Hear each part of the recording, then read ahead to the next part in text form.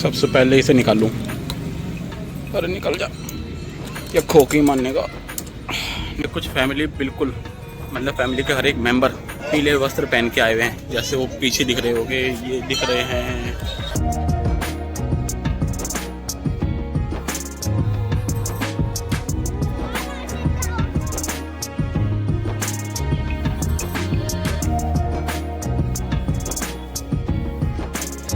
ज्योति sir के बारे में माना जाता है जब अर्जुन के मैदान में जब मोहग्रस्त हो गए थे ना, कि ये मेरे सामने मेरे ही रिश्तेदार हैं, ताऊ चाचा वगैरह के अपनी ही फैमिली के मेंबर हैं, तो मोहग्रस्त हो गए थे कि मैं इनके ऊपर हथियार कैसे उठाऊंगा। तो उस टाइम पे जो कृष्ण जी ने उन्हें गीता का ज्ञान दिया था वो इसी स्थान पे दिया था, इसलिए ज्योति सर को गीता का जन्म स्थान भी कहा जाता है। और यहीं पे श्री कृष्ण जी ने विराट स्वरूप के दर्शन दिए थे अर्जुन को। वो विराट स्वरूप की मूर्ति जो है बनाई हुई है, 155 फीट के आसपास ऊंची है, वो भी मैं आपको दिखाऊंगा अभी।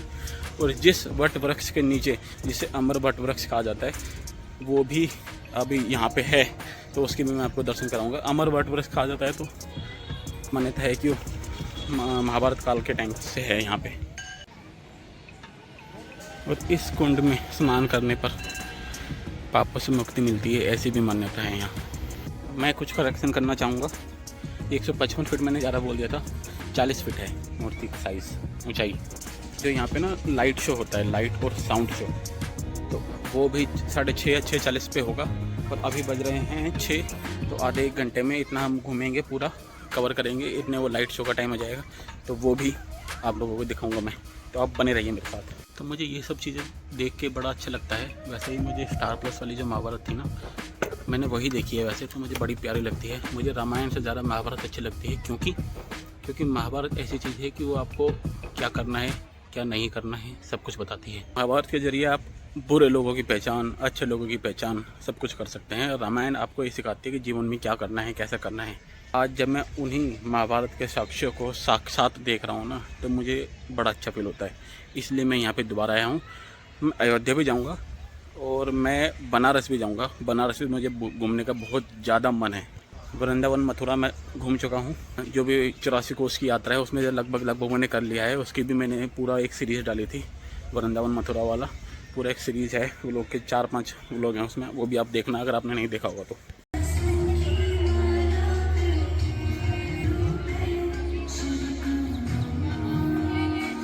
ये है वो वटवृक्ष जिसके नीचे उपदेश दिया था।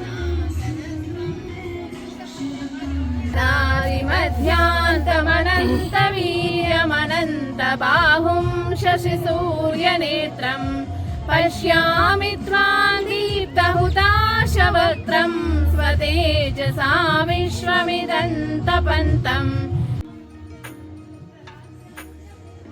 हाइट है वो 41 फुट के करीब है। इसका जो वेट है वो 40 टन के करीब। सर इसको बनाने में 3 वर्ष लगे, जो कि नोएडा दिल्ली से बन के यहाँ पर इस मूर्ति को लगाया गया। अभी इस मूर्ति को इधर में लगे हुए भी 3 ही वर्ष हो चुके हैं।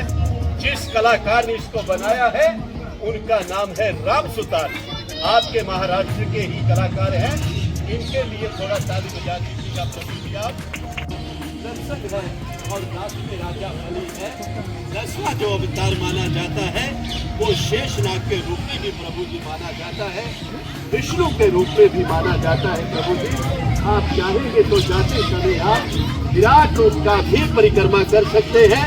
प्रभु जी ऐसा इधर का जानकारी है। बोलिए कृष्ण भगवान की जय। बस अब 15 या 20 मिनट में लाइट और साउंड शो भी होने वाला है, जो 6-6:30 बजे या 6:40 पे बताया था उन्होंने। तो जहाँ पे मैंने शूज़ निकाले थे, जहाँ पे पार्किंग की थी, उन्होंने बताया था वहाँ पे एक लड़की खड़ी थी। तो लोकेशन पे तो मैं पहुँच गया हूँ, शायद यहीं पे होगा।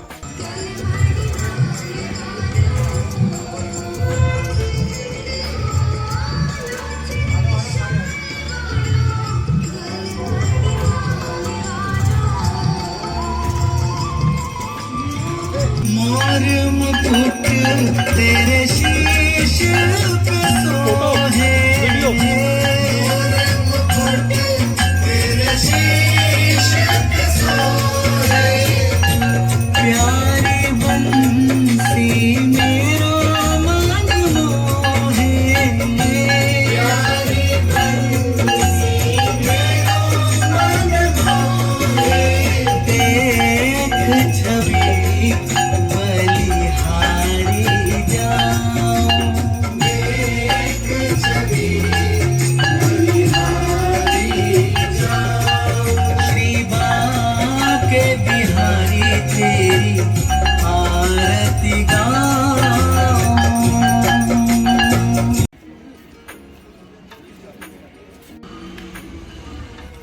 पर पर्सन 40 रुपीज़ टिकट, और 40 मिनट के लगभग आसपास शो होगा, sound and light show, Mahabharat से रिलेटेड ही होगा।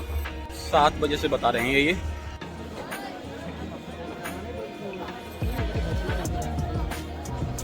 इसी कुरुक्षेत्र में आपके सामने प्रस्तुत सरोवर के किनारे और उधर खड़े वट वृक्ष के नीचे ही युगों पहले भगवान श्री कृष्ण ने गीता का अजर अमर कालातीत और कालजयी उपदेश दिया था। आज हम आपके लिए उसी विस्मयकारी वृतांत का पुनः निरूपण करेंगे।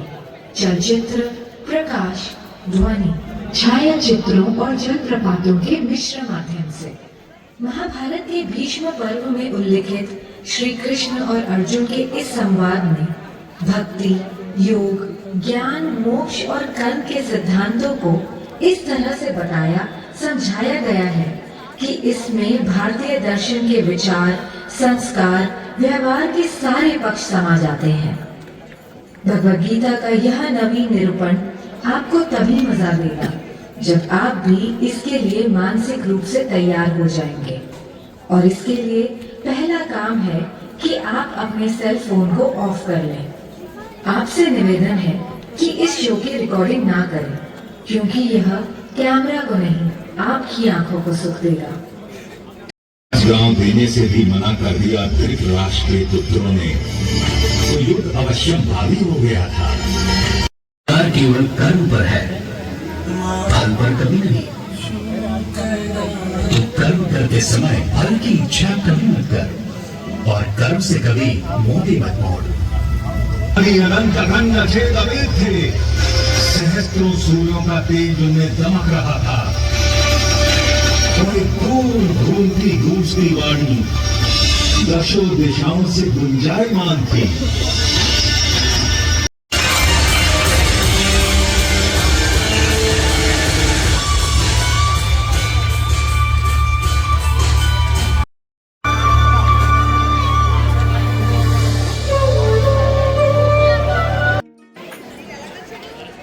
ये है नाइट का व्यू। मैं दिख तो नहीं रहूंगा, लेकिन कोई नहीं, वो वाला शो हो गया है खत्म। अब है लेजर शो। महर्षि विश्वामित्र की तपस्या को भंग करने के लिए स्वर्ग की सबसे सुंदर अप्सरा मेनका को बुलाया।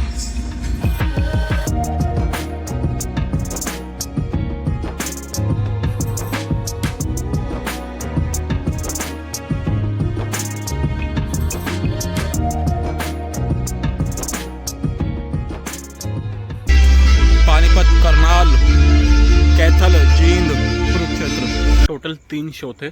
एक की टिकट थी, वो जो वट वृक्ष की नज़रिए से एक तरह से महाभारत को दिखाया गया था, और दूसरा था लेजर शो। उसमें दुष्यंत और शकुंतला का पहले शादी, फिर वियोग, फिर वापस मिलन, ऐसे दिखाया गया है।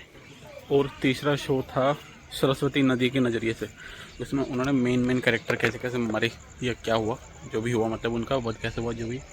एक तो भीष्म पितामह, दूसरा द्रोणाचार्य, एक अभिमन्यु, और एक और थे घटोत्कच, और एक और थे वो, मतलब वो मरा नहीं थे वैसे, जिनकी वो थी, क्या नाम है उनका, जो अमर भी थे, अमर भी हैं, थे नहीं, अश्वत्थामा।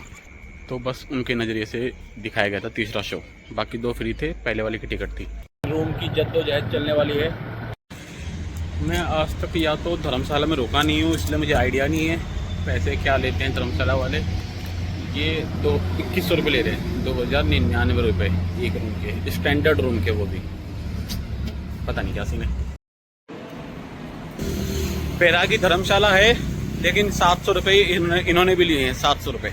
लेकिन 12-1 बजे तक बोल दिया मैंने, निकलूँगा दोपहर में, 11 बजे चेकआउट होता है, मैंने 12-1 बजे बता दिया पहले ही, तो कोई नहीं, चलता है, इतना तो बोल रहा है। हाँ जी, ये रूम है छोटा सा।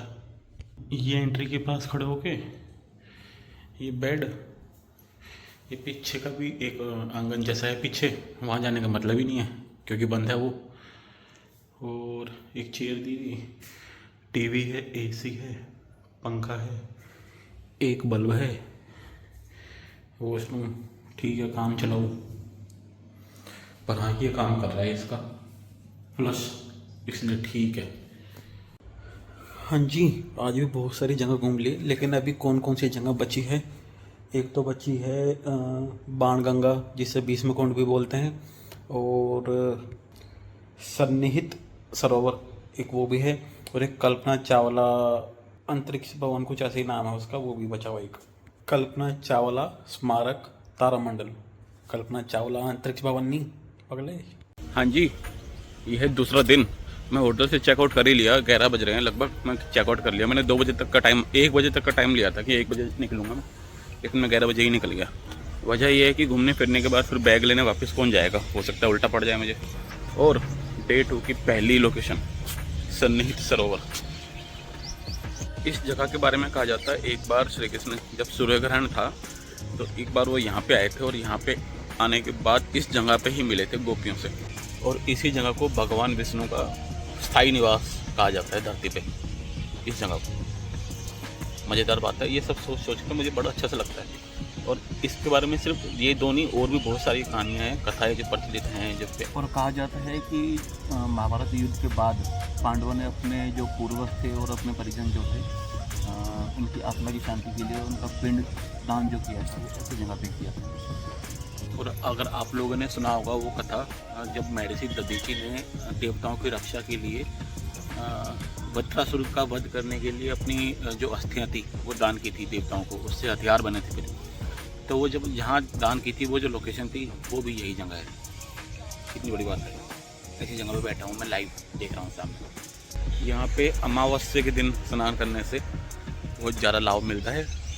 1000 अश्वमेध यज्ञ के बराबर यहाँ पे एक बार स्नान करने से लाभ मिलेगा अमावस्या के दिन। तो महिलाओं के लिए अलग से स्नानागार भी बनाया हुआ है, तो वो भी सेफ्टी के साथ स्नान कर सकती हैं।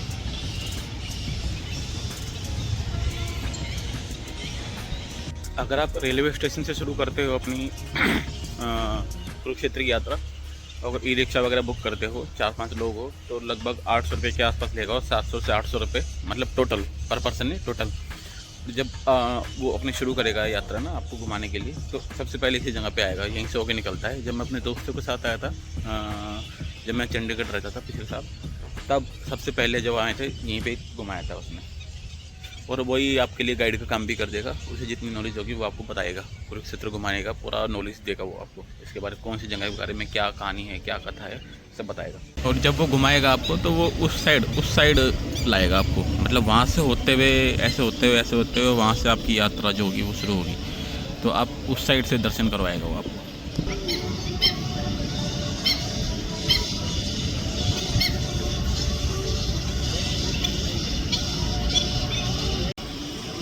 चलो मैं आपको उस साइड भी लेके चलता हूँ। मुझे ही लगता है ऐसा है, आप लोगों में से भी किसी को लगता होगा, जब ऐसी जगह पे आते हैं ना, जैसे मैं वृंदावन गया था तो मैं फील कर रहा था, मतलब अजीब सा हो रहा था मुझे कि कृष्ण जी यहाँ पे थे, इस जगह इस धरती पे चले थे, यहाँ पे पैदा हुए थे, यहाँ पे उसने पूतना वध किया था, यहाँ पे ये किया था। ऐसे ही यहाँ पे वो जो जितनी भी मैंने आपको कथाएँ बताई है वो यहाँ पे घटित हुई हैं, तो ये सोच के बड़ा अच्छा लगता है मुझे। अब मैं बनारस भी जाना चाहूँगा ज़रूर।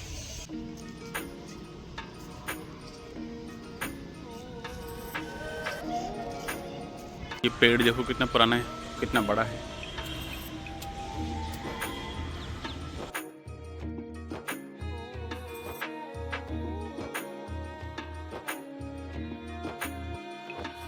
अभी जो मैंने आपको पेड़ दिखाया ना, ये मैंने वाइड एंगल में करके दिखाया है, तब इतना बड़ा लग रहा है ये।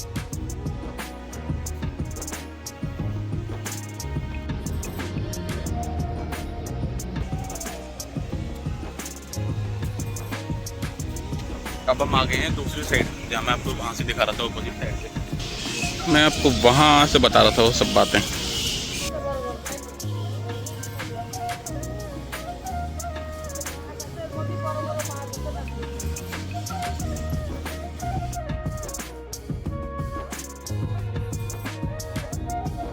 मैं ये बोल रहा था कि अगर ऐसा पॉसिबल हो पाता कि मैं यहाँ पे रह पाता, मतलब कुरुक्षेत्र और वृंदावन, बनारस, ऐसी जगहों पे मैं रह पाता जीवन भर, लाइफ टाइम के लिए, तो मैं ज़रूर रहता। यहाँ पे रहने का मतलब ये नहीं है कि शहर के भीड़ भाड़ ट्रैफिक उसमें, ऐसा नहीं, इन्हीं जगहों पे बिल्कुल जैसे घाट के किनारे या ऐसा कुछ मंदिरों के आसपास वैसे मैं ज़रूर रहता। आज भी यहाँ पे पिंडदान के लिए यज्ञ हो रहे हैं, मैंने 4-5 जगह देखा है। तो गोत्र वगैरह जो पूछते हैं वो पूछ रहे थे, लेकिन मैंने वीडियो नहीं बनाई। मैंने कहा क्यों बनानी वीडियो।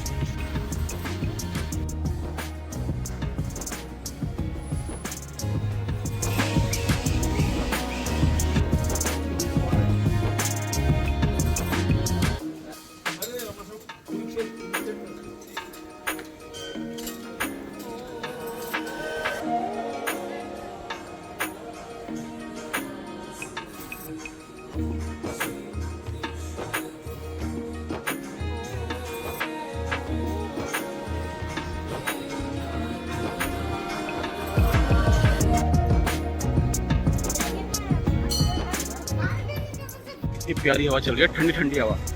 अच्छा हाँ, मैं ये बोल रहा था कि लक्ष्मी नारायण मंदिर है, उसके बगल में ही मैंने खाना खाया।